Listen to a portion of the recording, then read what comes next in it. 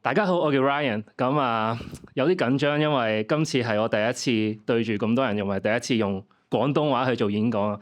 我啲 friend 成日話我好有懶音咁，希望大家聽得順耳啦。我係呢度布里斯托大學嘅歷史系博士生啦。我今日就會分享我點樣去研究自己屋企家族歷史嘅經驗，係一個機緣巧合嘅情況之下咧，無啦啦揾到我太公，即係我嫲嫲嘅爹哋嘅歷史嘅。故事咧就要追溯翻到去2020年疫情嘅暑假嘅時候。嗰陣時我就啱啱咧俾加拿大嘅卑斯大學咧收咗做碩士生啦。我嗰陣時亦都研究香港歷史，就希望去研究戰前嗰啲唔同族裔嘅互動嘅。嗰陣時我嘅論文導師咧 Dr. Leo Shin 咧就同我傾就話啦，你呢一個 idea 幾好，但係可能唔夠實際啊，有啲 fluid 啊，會唔會你用一個去 study 去研究一個機構會容易啲去入手啲咧？嗰陣時，因為我喺香港啊嘛，我就喺中西區度係咁喺度行，睇下有冇啲以前啲歷史機構係可以俾我做一個切入點啦。我就喺上環一路行，喺荷里活道一路行，就經過呢一間小學叫做聖公會基恩小學。其實咧，我本人咧亦都喺間小學讀咗6年嘅。我呢一個小學咧，其實係孫中山史蹟徑嘅一個地址啦。我記得我讀小學嘅時候咧，嗰陣時嘅老師亦都吹捧過孫中山先生咧，係曾經讀過呢間學校喎。咁當然就唔係呢間學校啦，就係佢嘅前身，即係中央書院嘅舊址。中央書院係咩咧？就係而家位於銅鑼灣一間好出名嘅傳統名校皇仁書院。我就覺得，呢間咁歷史悠久嘅學校會唔會係一個好好研究嘅切入點咧？身為一個歷史嘅學生啦，第一樣嘢如果開始想揾資料，就梗係睇下其他人點樣寫啦。我嗰陣時候睇緊羅永新嘅呢一本Collaborative Colonialism 嘅呢本書，我咁啱揾到有個中文翻譯咧。佢喺入邊咧，其實有提過中央書院嘅。佢就引錄咗1962年中央書院嘅校史，即係皇仁書院校史嘅其中一個節錄。佢就話中央書院一直都係所有民族、所有中學生嘅聚會嘅地方。雖然大部分嘅學生都係華人，但係有啲嚟自印度啊、英國啊、葡萄牙甚至日本嘅學生，就成日交流嘅。我就諗，機會嚟咯，我咪試下研究呢間學校咯，會唔會有更加多嘅 idea 咧？或者會唔會係一個好嘅 case study 咧？我當時期咧，其實咧係讀緊一個可以話 top master 嘅課程，係唔係好似研究 master 咁樣？我嗰陣時其實只需要寫一篇20到30頁嘅論文就畢到業㗎啦。但係我都希望繼續研究落去啦。我嗰陣時就因為喺香港嘛，我就去咗香港大學嘅圖書館揾關於嗰本頭先我提過1962年嗰本中央書院嘅校史。中央書院咧，其實嗰陣時點解會成立咧？就係嗰陣時嘅殖民地政府希望去訓練一班識得中文同埋英文嘅人員咧，去到做一個中間人嘅角色，做翻譯啊，做文員啊，或者做唔同洋行嘅買辦嘅。佢亦都係香港政府第一個成立嘅官校。呢一幅圖咧就係而家咧呢個位咧就應該係PMQ，即係原創方嘅位置嚟嘅。我係啦，我頭先提過啦，我就繼續喺大學圖書館揾嗰本校史書度睇啦。我喺度揭下嘅時候咧，我就揾到一張相，喺嗰本校史書入邊揾到一張相。就係1938年一班皇仁嘅舊生慶祝何啟佳將軍回歸嘅晚宴咯。何啟佳將軍係邊個咧？就係何東嘅細佬，佢喺南非度殖民地官員嘅。跟住佢就翻嚟1938年，其實係探親嘅啫。我無啦啦喺張相度見到一個好熟悉嘅面口，圈住紅色嗰個，咁熟嘅，點解好似喺邊度見過咧？原來係我太公嚟喎。嗰陣時，佢個名就我睇下低啲英文嘅拼音名啦，Pan Sel Chun 姓彭嘅，仲唔係我太公，我阿嫲姓彭噶嘛。我嗰陣時就覺得好奇怪啦，咦？佢喺香港讀過書嘅咩？佢喺皇仁書院仲讀過書添。我好奇心驅使之下咧，因為嗰時開始都識得點樣開始揾一啲香港歷史檔案啦，點樣揾一啲一手資料啦。我就嗰陣時就喺香港檔案館嘅一個叫做 Carl Smith Collection 嘅引錄。呢個引錄通常係記錄咗好多同香港有關嘅以前嘅人物啊，甚至地址啊。咁我就喺呢一個引錄嗰度咧，嘗試打我太公嘅拼音名，就揾到一張卡寫住佢係1883年嘅 Morrison Scholar。咁 Morrison Scholar 即係嗰陣時中央書院，你要係全級第一嘅學生先至可以攞到呢個名銜嘅。咁我喂，咁犀利啊佢，咁跟住我就再揾一個睇香港憲報啦，就揾到1878年所有皇仁書院、中央書院學生嘅名錄啦。咁我係揾到我太公個名嘅喎。咁呢個名錄嘅由來係咩咧？就係嗰陣時軒尼詩做咗港督之後，發現皇仁書院班學生啲英文其實都好廢。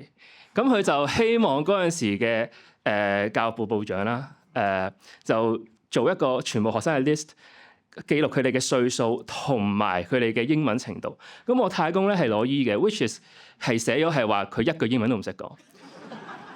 由1878年至到1883年6年之間，佢由一句英文都唔識講，至到去成為咗全級第一。其實我覺得佢係都好努力、好犀利啦，好即係覺得哇勁喎咁樣。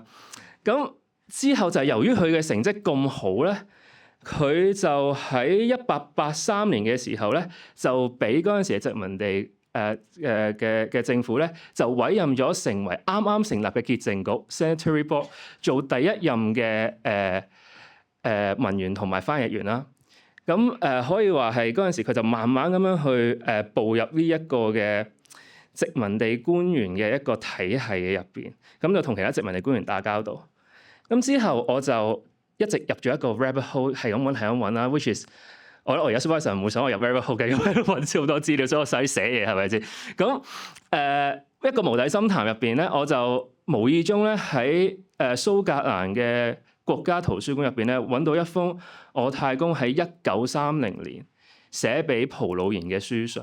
咁蒲魯賢係邊個咧？佢係一個退咗休嘅潔淨局嘅議員啦，亦都係做過代理嘅副政司嘅。咁喺呢封信入邊咧，佢哋就噓寒問暖啊，即係問下啊，你收到我寄俾你張聖誕卡未啊？咁樣啦。咁但係佢仲提過一個好關鍵嘅事咧，就係佢同洛克之間嘅關係。咁如果大家熟悉香港歷史都知道洛克係邊個咧？住喺灣仔嘅，咁知道洛克道啦。佢亦都曾經做過香港殖民地嘅時期嘅副政司啦。咁我睇過喺張信入邊咧，其實佢就講喺1883年嘅時候咧，佢去嗰陣中央書院嘅校長嘅屋企嘅時候已經見過洛克㗎啦。而喺嗰陣時仲有一個 young person， 一個好後生嘅靚仔，好似廿幾歲，好似我而家咁嘅啫。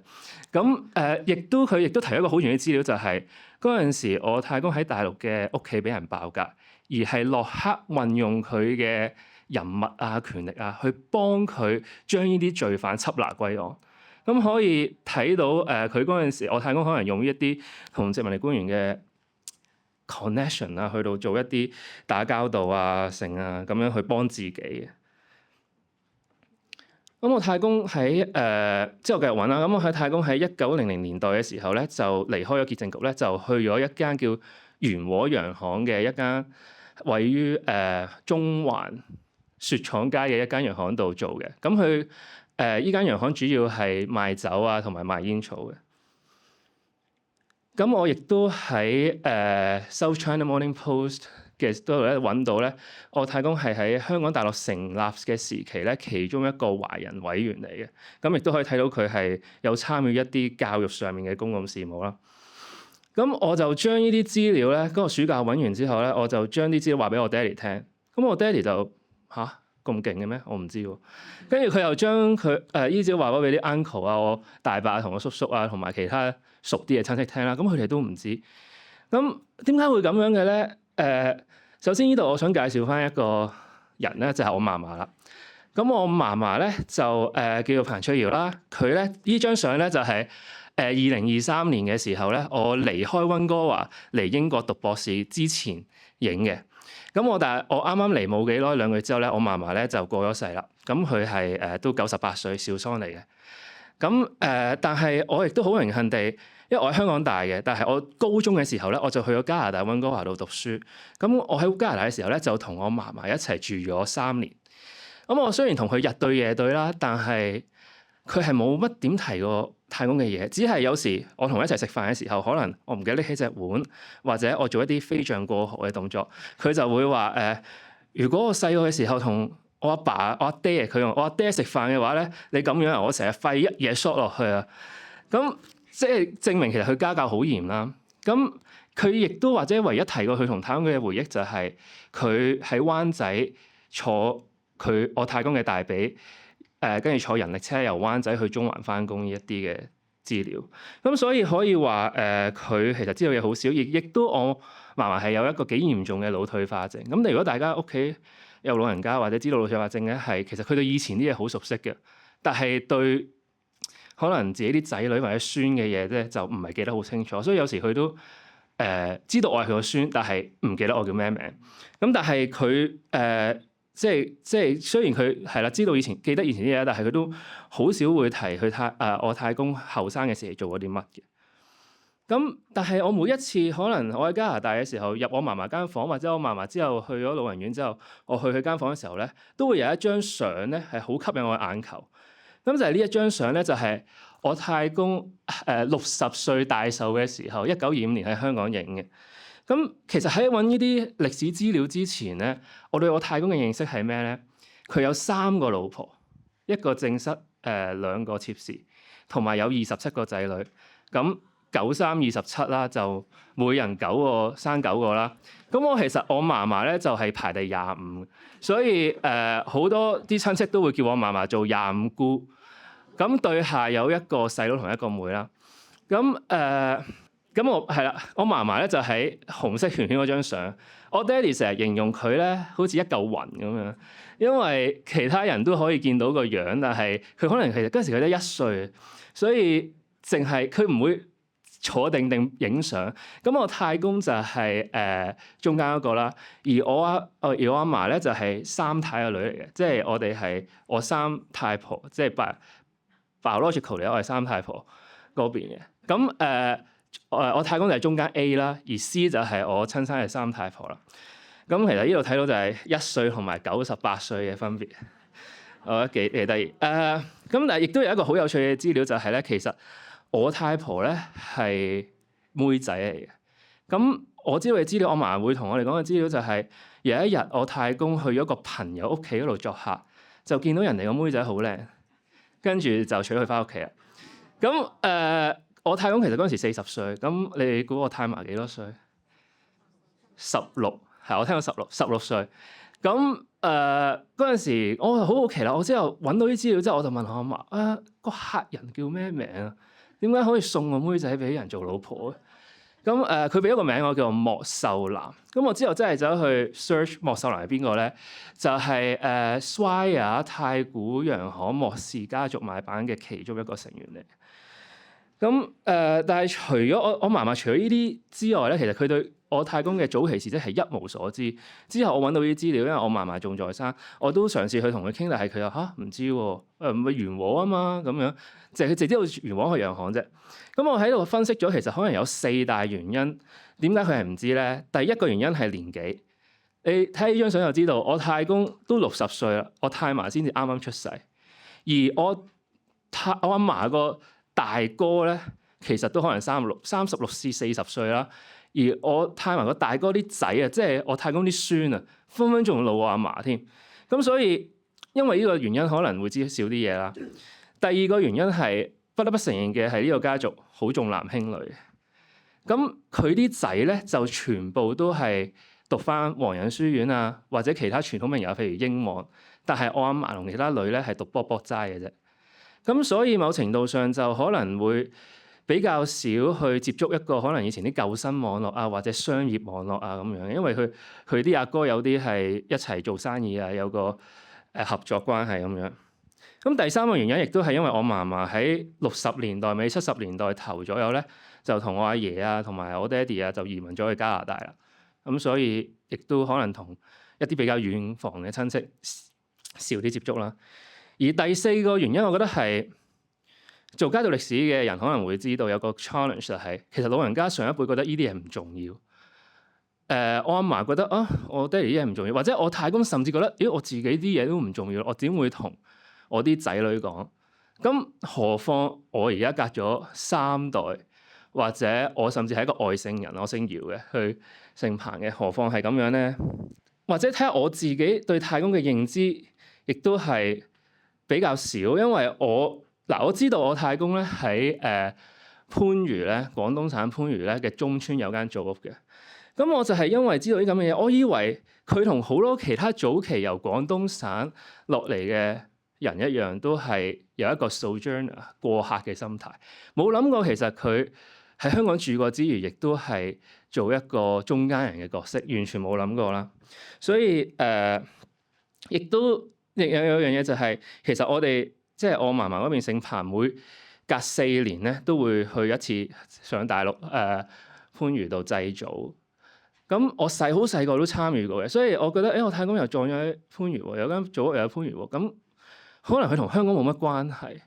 咁我之後同啲親戚講咧，即係呢啲祭祖通常好多人有成100人，你話想有27個仔女嘅孫嘅孫，跟住再失咁樣，其實100人唔出奇，甚至會出現一啲情況係個輩份其實低我2屆，但係其實已經80歲。咁其實好得意。咁我亦都曾經趁有一次祭祖嘅時候，我去問佢哋。知唔知道太公早期讀過皇仁書院，攞到好高嘅成績，之後做證明官員啊，即係嗰啲嘢。其實好多知讀過皇仁嘅有啲，但係再之後嘅嘢或者中間嘢其實一無所知。所以我好想喺度即係呼籲大家，如果大家對自己嘅祖先喺香港過往生活嘅痕跡想知道多啲嘅話，不妨今晚翻屋企可以嘗試去。其實 online 好多呢啲香港歷史一手資料嘅搜尋引擎，可以嘗試開始揾，可能揾自己祖先嘅中文名嘅即係英文拼音咁樣啦。但係可能會有啲驚喜。但係如果即係無從入手嘅，可能可以同其他屋企人一齊 come up 一個 family tree， 一個家譜嗰度開始。咁可能慢慢順藤摸瓜咁樣咧，係會揾到更加多嘅資料。咁其實其實呢啲 research 我係繼續係無底深潭嚟嘅。我亦都有一日冇嘢做嘅時候，就繼續再揾埋自己姓姚嗰方面嘅。其實我 last name 有啲奇怪，係 IU 唔係 YIU。